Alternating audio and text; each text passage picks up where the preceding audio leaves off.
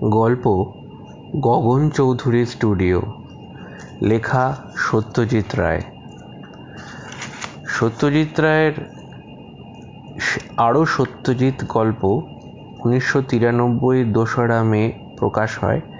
সেই বই থেকেই নেওয়া গগন চৌধুরী স্টুডিও। একটা ফ্ল্যাট দিনের বেলা দেখে পছন্দ হলেও সেখানে গিয়ে থাকা না অবধি তার সুবিধা অসুবিধাগুলো ঠিক বোঝা যায় না। সুধীন সরকার এইটাই উপলব্ধি করলো ভবানীপুরের এই ফ্ল্যাটে বসবাস আরম্ভ করে। এই একটা ব্যাপারে ভাগ্যলক্ষ্মী একটু শুকনো হাসলেন। না হলে তিনি সুধীনের প্রতি সবিশেষ প্রসন্না তার নজিরের অভাব নেই। যেমন তার পদোন্নতির ব্যাপারটাই ধরা যাক।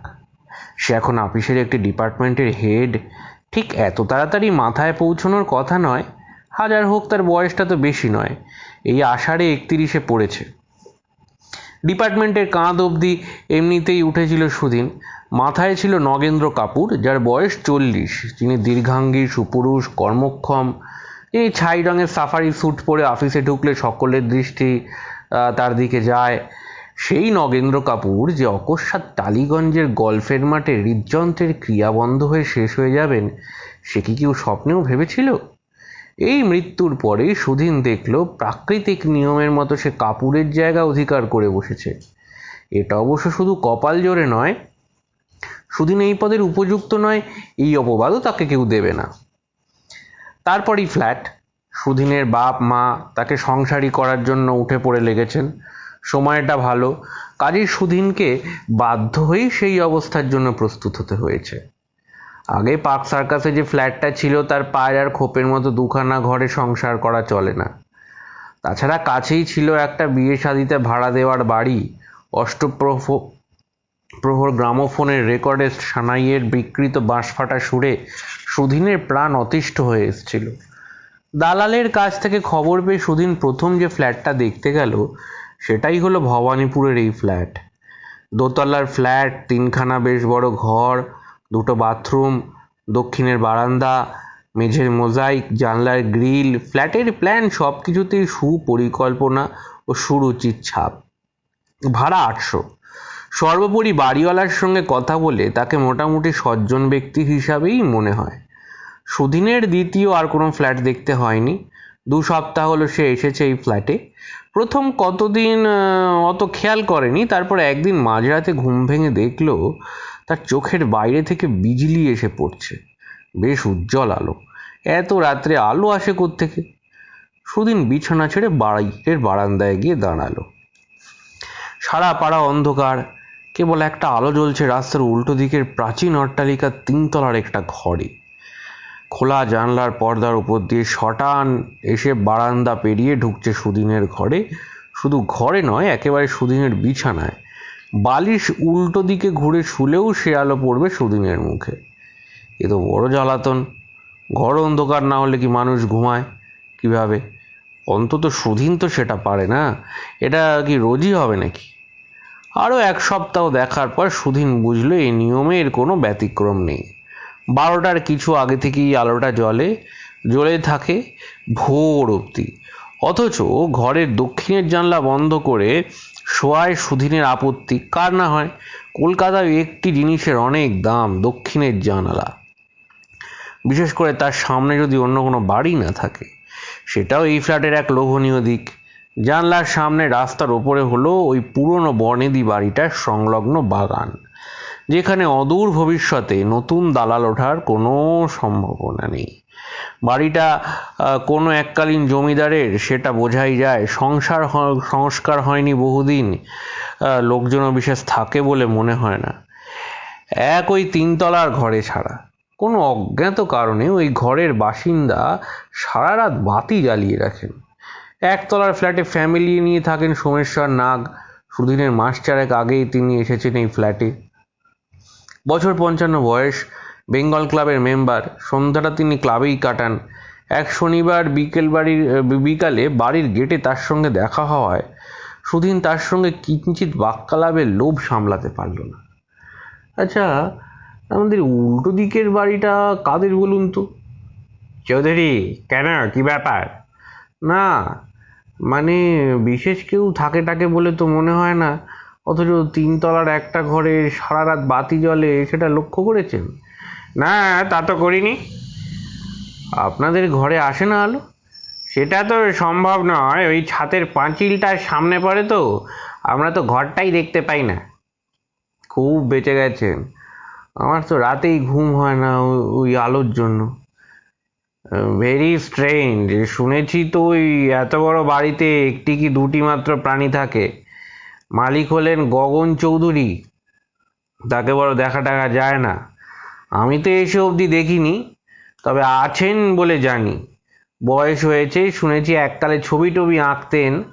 আপনি কাজ করুন না, ভদ্রলোককে গিয়ে সোজাসুজি বলুন, অন্তত ওর নিজের ঘরের জানলাটা তো বন্ধ করে দিতে পারে।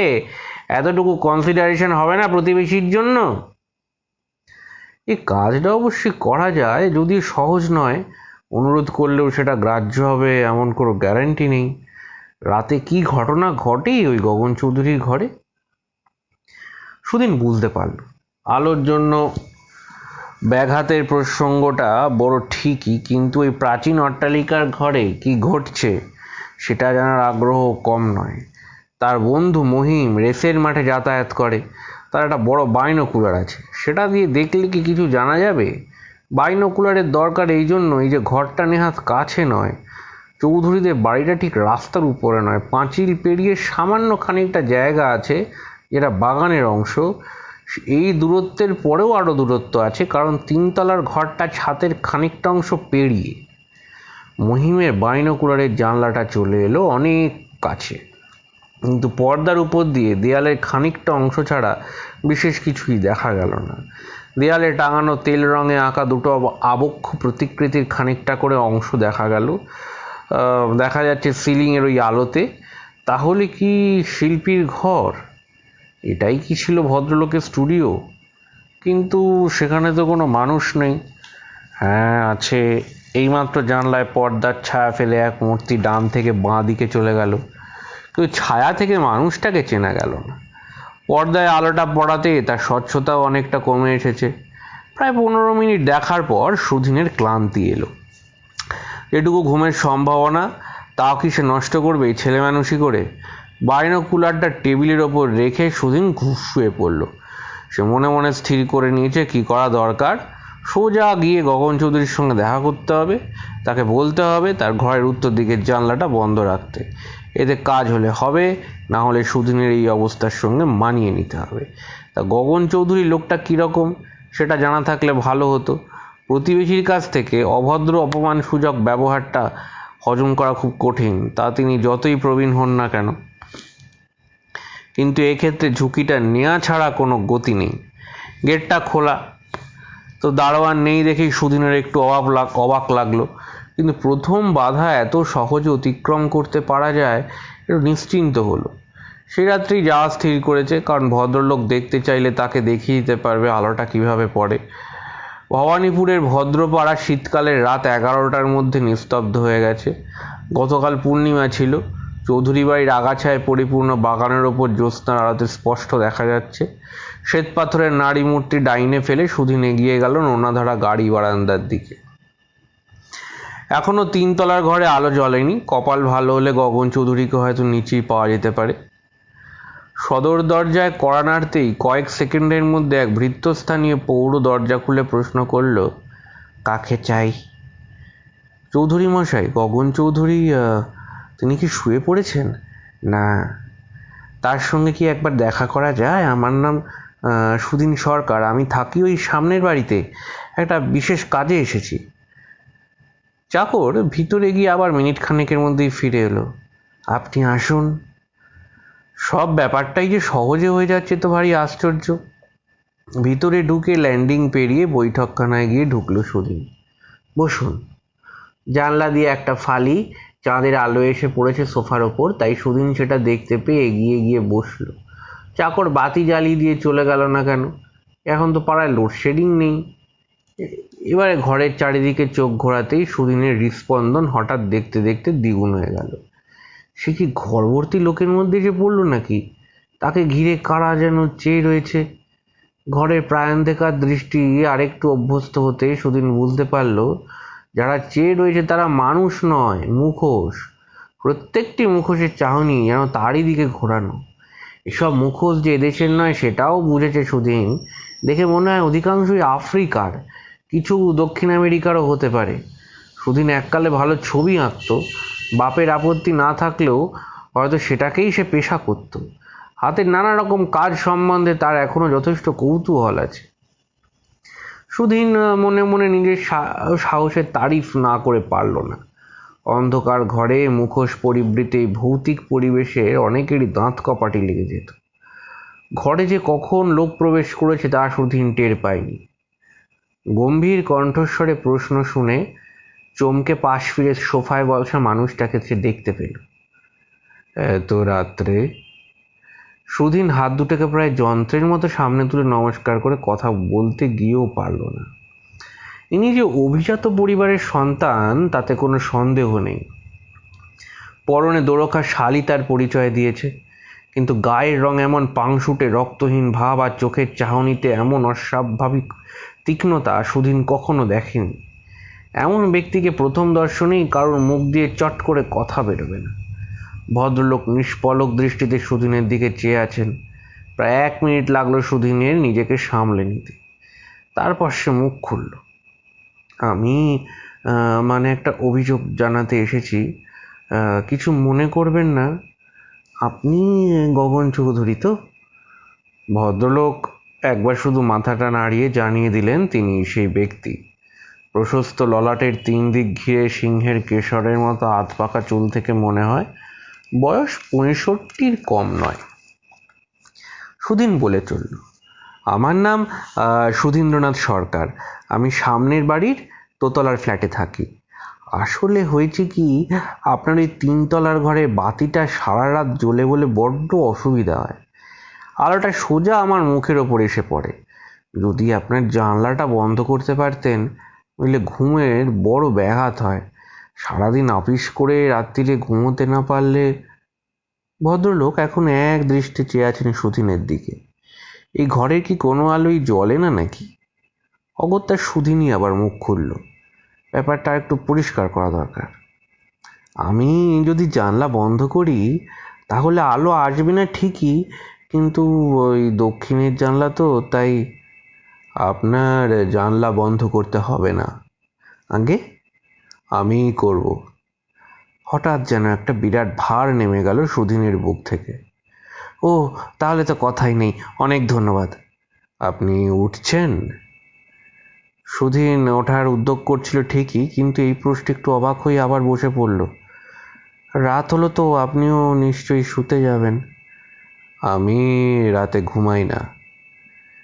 ভদ্রলোকের দৃষ্টি সুদিনের দিক থেকে এক চুলও নড়েনি। লেখাপড়া করেন বুঝি? সুদিনের ধরা গলায় প্রশ্ন। এই পরিবেশে গগন চৌধুরীর সান্নিধ্য যে খুব স্বস্তিকর নয় সেটা স্বীকার করতেই হবে। না। তবে ছবি আঁকি। সুদিনের মনে পড়ে গেল বাইনোকুলার দিয়ে ঘরের দেওয়ালে পেন্টিং দেখে মনে হয়েছিল সেটা চিত্রকরের স্টুডিওও হতে পারে। নাগমশাইও বলেছিলেন ইনি এককালে ছবি আঁকতেন। তার মানে ওই ঘরটা আপনার স্টুডিও? ঠিকই ধরেছেন, কিন্তু সে কথা বোধহয় পাড়ার বিশেষ কেউ জানে না। গগন চৌধুরী একটা শুকনো হাসি হাসলেন। আপনার সময় আছে? সময় মানে?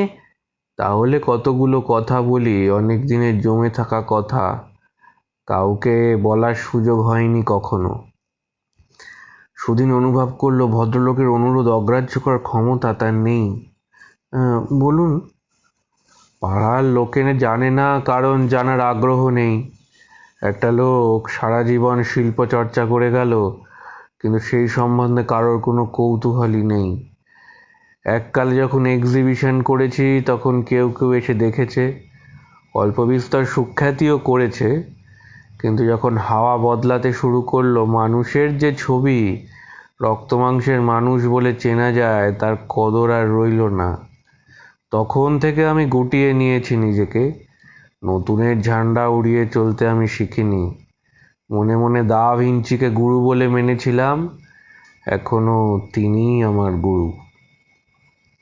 কিন্তু আপনি কিসের ছবি আঁকেন? মানুষের। মানুষের পোর্ট্রেট? মন থেকে? না, সেটা আমি পারি না, শিখিনি। আমার সামনে কেউ এসে না বসলে আমি ছবি আঁকতে পারি না। এই মাঝরাত্রিরে আসে, মডেল আসে, সিটিং দেয়, রোজই আসে। সুদিন কিছুক্ষণের জন্য হতভম্ব হয়ে বসে রইল। এই কেমন তোর কথাবার্তা বলছেন ভদ্রলোক? কি যে পাগলের প্রলাপের মতো শোনাচ্ছে। বিশ্বাস হচ্ছে না? গগন চৌধুরীর ঠোঁটের কোণেই প্রথম একটা পরিষ্কার হাসির আভাস দেখা গেল। সুদিন কি বলবে কিছুই বুঝতে পারছে না। আসুন আমার সঙ্গে। সুদিন এই আদেশও অমান্য করতে পারল না। ভদ্রলোকের চোখে কথায় একটা সম্মোহনী শক্তি আছে, সেটা মানতেই হবে। তার নিজেরও যে কৌতূহল হচ্ছে না তা নয়। কেমন ছবি আঁকেন ভদ্রলোক? কারা আসে সিটিং দিতে মাঝরাত্রিরে? কিভাবে তাদের জোগাড় করা হয়? এক, আমার স্টুডিওতে ছাড়া বাড়ির আর কোথাও ইলেকট্রিসিটি নেই। কেরোসিন ল্যাম্পের আবঝা হলদে আলোয় কাঠের সিঁড়ি দিয়ে ওপরে উঠতে উঠতে বললেন ভদ্রলোক, বাকি সব কানেকশন কেটে দিয়েছি। আশ্চর্য, এই যে ল্যান্ডিংয়ের সিঁড়ির দেয়ালে বৈঠকখানায় কোথাও একটিও পেন্টিং নেই। তাহলে কি সব স্টুডিওতে জড়ো করে রাখা? 3 তলায় উঠে বাঁয়ে ঘুরে সামনে একটা দরজা, সেই ঘরে সুদিনকে নিয়ে ঢুকে দরজা আবার বন্ধ করে দিয়ে বাঁ দেয়ালে একটা সুইচ টিপতেই উজ্জ্বল আলোতে ঘরটা ভরে গেল। এটাই যে স্টুডিও সেটা আর বলে দিতে হয় না। আঁকার সব সরঞ্জামই এখানে রয়েছে। ঘরের একপাশে আলোর নিচে ইজেলে একটা সাদা ক্যানভাস খাটানো রয়েছে, তাতে নতুন ছবি শুরু হবে সেটা বোঝা যাচ্ছে। সরঞ্জামের বাইরে যেটা আছে সেটা হলো দেয়ালে টাঙানো মেঝেতে ডাঁই করে রাখা পোর্ট্রেট। কম করে 100 তো হবেই। মেঝেরগুলো এগিয়ে গিয়ে হাতে তুলে না ধরলে বোঝা যাবে না। চোখের সামনে জলজ্যান্ত সে হলো দেয়ালে টাঙানো পোর্ট্রেটগুলো, অধিকাংশই পুরুষের ছবি। সুদিন তার তৈরি চোখে বুঝে নিল সাবেকি ঢঙে আঁকা পেন্টিংগুলো যথেষ্ট মুন্সিয়ানার পরিচয় আছে। এখানেও সুদিনের মনে হলো যে সে অনেক জ্যান্ত মানুষের ভিড়ে এসে পড়েছে এবং সবাই তারই দিকে চেয়ে আছে, কমপক্ষে 50 জোড়া চোখ। কিন্তু এরা সব কারা? দু একটা মুখ চেনা চেনা মনে হচ্ছে বটে, কিন্তু কেমন লাগছে? প্রশ্ন করলেন গগন চৌধুরী। মজুদারের কাজ স্বীকার করতে বাধ্য হলো সুদিন। অথচ অয়েল পেন্টিংয়ে পোর্ট্রেট আঁকার রেওয়াজই লোপ পেয়ে গেছে। সেখানে আমাদের মতো শিল্পীদের কি দশা হয় ভেবে দেখেছেন? কিন্তু এ ঘরে তো এসে মনে হচ্ছে না আপনার কাজের অভাব রয়েছে। কি বলছেন? সে তো এখন, এককালে 15 বছর ধরে সমানে কাগজে বিজ্ঞাপন দিয়ে গেছি, একটি লোকও সাড়া দেয়নি। শেষটায় বাধ্য হয়ে বন্ধ করে দিই। তারপর আবার আঁকা শুরু হলো কি করে? অবস্থার পরিবর্তনের ফলে। সুদিন আর কিছু বলল না, কারণ তার সমস্ত মন এখন ছবির দিকে। ইতিমধ্যে সে 3 জনকে চিনতে পেরেছে। একজন হলো মাস 4 আগে মারা গেছেন বিখ্যাত গায়ক অনন্তলাল নিয়োগী। সুদিন আছড়ে বসে তার গান শুনেছেন বছর 8 আগে। দ্বিতীয়জন হলেন অসীমানন্দ স্বামী, এককালে স্বদেশী করে পরে সন্ন্যাসী হয়ে যান, মারা গেছেন বছরখানেক হলো। কাগজের ছবি বেরিয়েছিল, সুদিনের মনে আছে। তৃতীয় ব্যক্তি হলেন এয়ার ইন্ডিয়ার বাঙালি পাইলট ক্যাপ্টেন চক্রবর্তী। লন্ডন যাওয়ার পথে বোয়িং দুর্ঘটনায় 250 যাত্রী সমেত এরও মৃত্যু হয়েছে বছর 3 আগে। সুদিন যে শুধু ছবি দেখে চিনল একে তা নয়, একবার আপিসের কাজে রোম যাওয়ার পথে প্লেনের ককপিটে এর সঙ্গে আলাপ হয়েছিল। সুদিন একটা প্রশ্ন না করে পারল না, এরা কি শুধু পোর্ট্রেট করানোর উদ্দেশ্যেই এসেছিলেন? সে ছবি নিজেরা নেননি কখনো? গগন চৌধুরীকে এই প্রথম গলা ছেড়ে হাসতে শুনল সুদিন। হা হা হা হা হা হা। না মিস্টার সরকার, পোর্ট্রেট এদের কোনো প্রয়োজন ছিল না, শুধু আমার ব্যক্তিগত সংগ্রহের জন্য আঁকা। আপনি কি বলতে চান রোজই কেউ না কেউ এসে আপনাকে ফিটিং দেয়?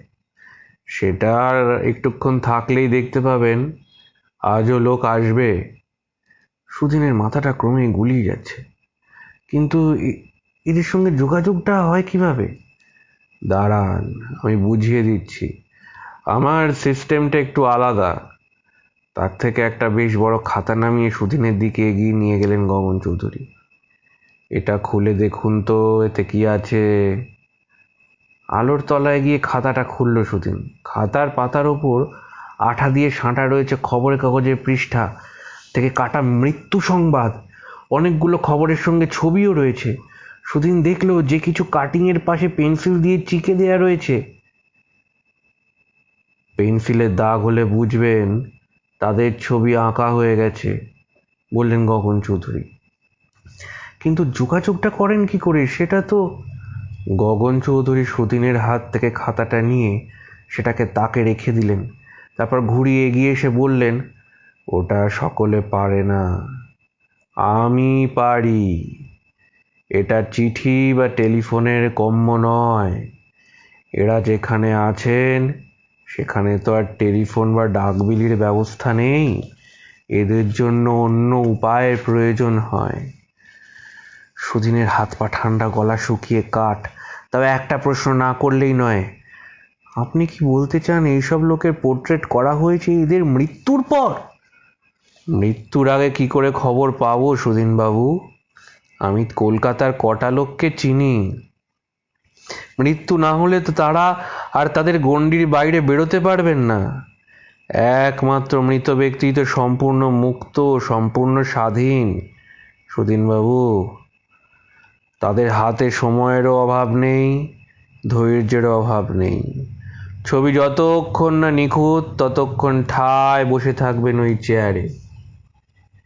ঢং ঢং ঢং। রাত্রির নিস্তব্ধতা বিদীর্ণ করে ঘড়ি বেজে উঠল। সিঁড়ির পাশে যে ঘড়িটা দেখেছিল সুদিন, সেটাই বোধহয় 12টা, বললেন গগন চৌধুরী। এইবার আসবেন। কে? সুদিনের গলার স্বর অস্বাভাবিক রকম চাপা ও রুক্ষ। তার মাথা ঝিমঝিম করছে। আজকে যিনি বসবেন তিনি। ওই তার পায়ের শব্দ। সুদিনের শ্রবণ শক্তিটা এখনো হারায়নি।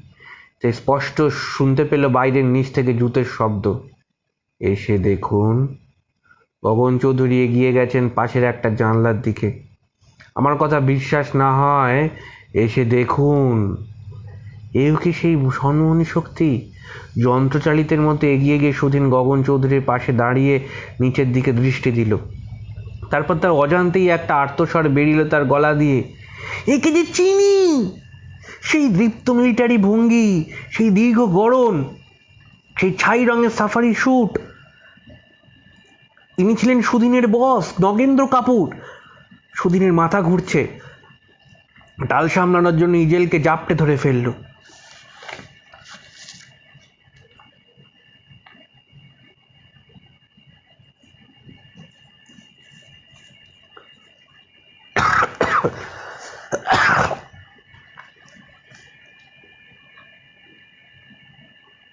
সিঁড়ি দিয়ে পায়ের আওয়াজ উপরে উঠে আসছে।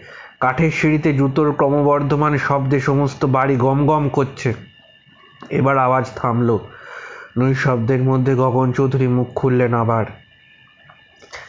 যোগাযোগ স্থাপনের কথা জিজ্ঞেস করছিলেন না সুদিনবাবু? Very simple.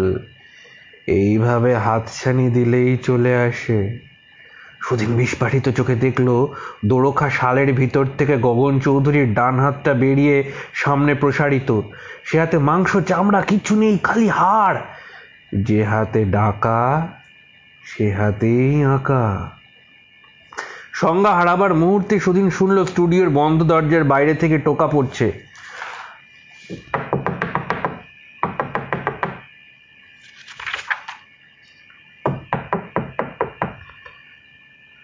দাদাবাবু, ও দাদাবাবু। এক ঝটকায় ঘুমটা ভেঙে গিয়ে দিনের আলোয় সুদিনকে আবার তখনই চোখটা কুঁচকে বন্ধ করে দিতে হলো। বাপরে, কি ভয়ঙ্কর স্বপ্ন! দরজা খুলুন দাদাবাবু, চাকর অধীরের গলা। দাঁড়া 1 মিনিট। সুধীন বিছানা ছেড়ে এগিয়ে গিয়ে দরজার ছিটকিনি খুলে দিল। অধীরের মুখে গভীর উদ্বেগ। আপনি এত বেলা অবধি? জানি ঘুমটা একটু বেশি হয়ে গেছে।